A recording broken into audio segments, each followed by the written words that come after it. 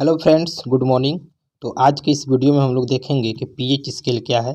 और आज के इस टॉपिक में हम लोग इसको डिटेल वे में समझेंगे कि किस प्रकार से पीएच स्केल का क्वेश्चन हमारे एग्जाम में पूछे जाते हैं और किस प्रकार से इसको हम राइट डाउन करेंगे।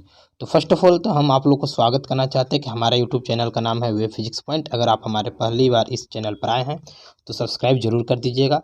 और फॉर एनी क्यूरी, अगर आप हमसे कुछ भी टॉपिक को क्लियर करना चाहते हैं, डाउट है, तो आप इस नंबर पर कॉन्टैक्ट करके बेझिझक आप हमसे पूछ सकते हैं। 8578 093 358 पर इस पर आप कांटेक्ट कर सकते हैं। हम आपको डाउट को क्लियर कर देंगे। चलिए हम लोग आगे बढ़ते हैं और पीएच स्केल के बारे में समझते हैं कि आखिर पीएच स्केल होता क्या है।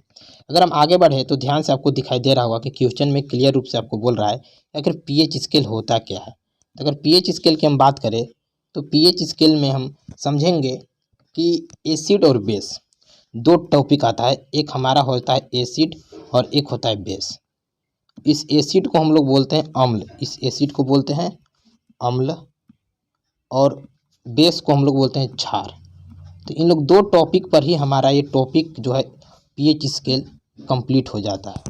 अगर ये दो टॉपिक को हम लोग समझते हैं तो हम पीएच स्केल के बारे में डाउट अपना क्लियर कर सकते हैं। तो हम लोग यहाँ पर कुछ राइट डाउन किए हैं, उसको फर्स्ट ऑफ ऑल समझते हैं कि आखिर होता क्या है। अगर आप ध्यान से यहाँ पर देख पा रहे होंगे तो क्वेश्चन है आपका कि पीएच स्केल क्या है, इसे समझाएं। तो अगर इसको हमको समझना है तो पहले इसको राइट डाउन करते हैं। यानी पीएच स्केल होता है क्या।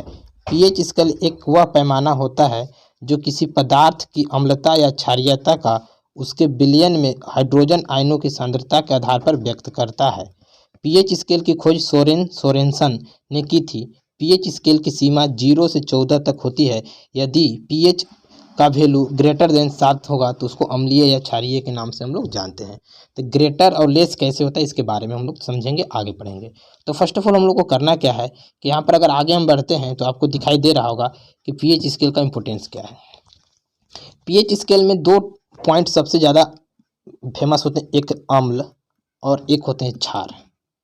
अगर अम्ल की बात करें तो अम्ल का जो हमारा वैल्यू होता है वह 0 से लेकर के 7 तक होता है, और जो क्षार होता है वह 7 से लेकर के 14 तक।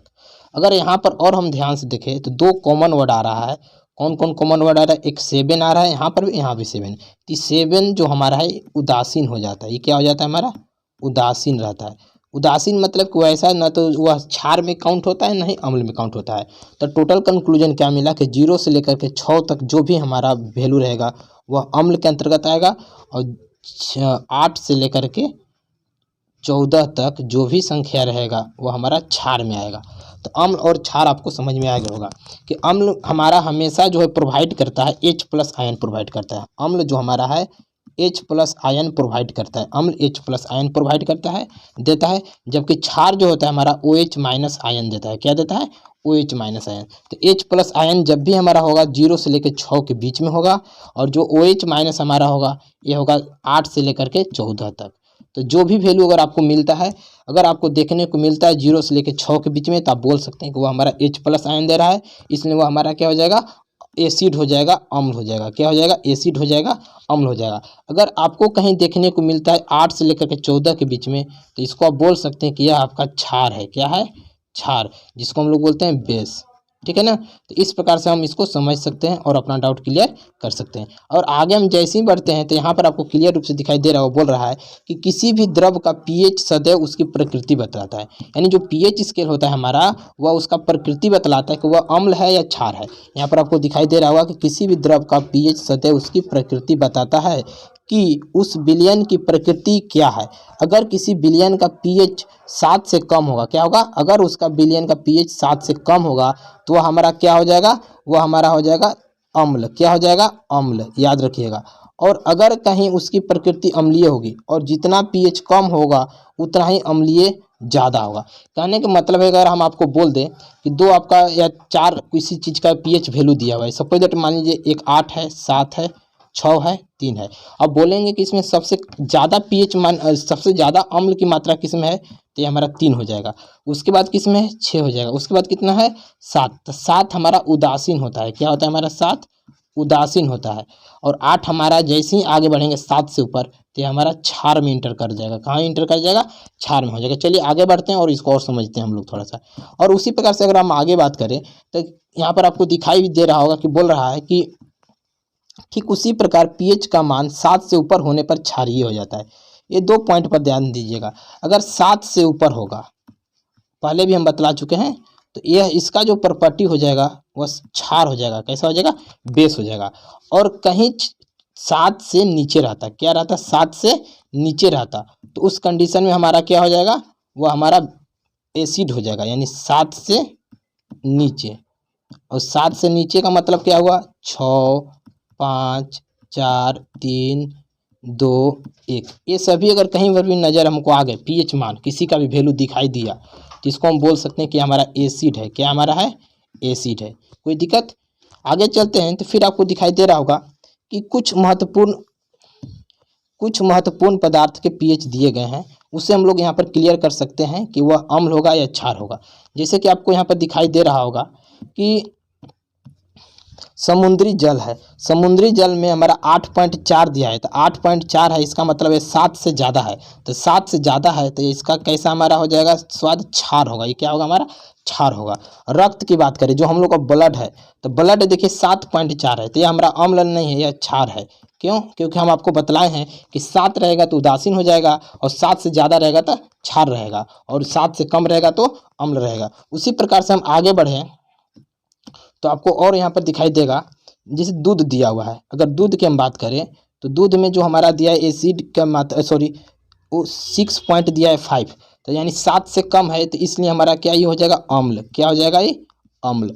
6.4 यह भी हमारा अम्ल होगा। 6 है, यह भी अम्ल होगा। 2.8 है, अम्ल। 2.4 अम्ल। और एक और आपका है, ये आपका है 2.2, तो यह भी आपका अम्ल है।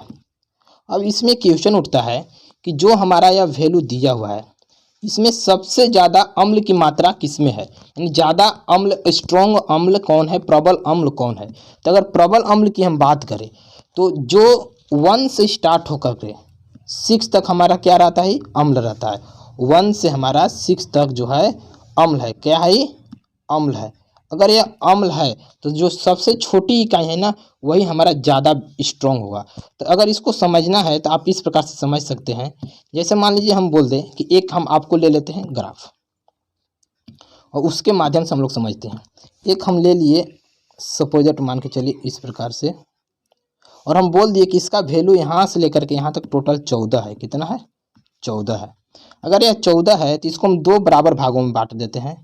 इसको हम बोल देते हैं कि यह हमारा 7 है, और यह अगर 7 है तो हम बोले थे 7 पर हमारा उदासीन होता है। क्या होता है?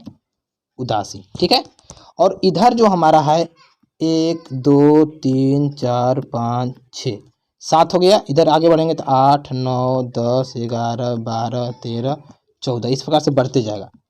तो यहाँ पर जो हमको नज़र दिखाई दे रहा है, सबसे ज़्यादा क्या चीज़? हमारा जो सबसे ज़्यादा अगर हम बात करें तो हमारा 1 होगा, उसके बाद 2 होगा, 3 होगा, 4 होगा, 5 होगा, 6 होगा। यानी कहने का इसका तात्पर्य है कि जो सबसे ज़्यादा हमारा, ठीक है ना, सबसे ज़्यादा अगर हमारा स्ट्रॉन्ग होगा, मजबूत एसिड जो होगा, अम्ल होगा, वह 1 होगा, फिर 2 होगा, 3 होगा, 4 होगा, 5 होगा, 6 होगा। जैसे 7 आएंगे, 7 हमारा उदासीन हो जाएगा। क्या हो जाएगा हमारा? 7 उदासीन। उसी प्रकार से 8 जो हमारा होगा सबसे कम, क्या होगा? सबसे कम क्षार होगा, लो होगा क्वालिटी का। फिर 9 बढ़ जाएगा, 10 और बढ़ेगा, 11 बढ़ेगा, 12 बढ़ेगा, 13, 14, सबसे हाईएस्ट जो हमारा बेस होगा वह 14 होगा। कितना होगा? बेस होगा। तो आई होप आप लोग को समझ में आया होगा। अगर समझ में नहीं आया होगा तो आप कमेंट कीजिए, हम आपको अलग से एक और वीडियो बनाएंगे, वहाँ पर आपको बना करके समझाने का प्रयास करेंगे। और अगर आप लोग को समझ में आया होगा तो आप वीडियो को लाइक, सब्सक्राइब और शेयर ज़रूर कीजिएगा। हमारा YouTube channel web physics point है, जहाँ पर आप जाकर के इसको सब्सक्राइब कर सकते हैं।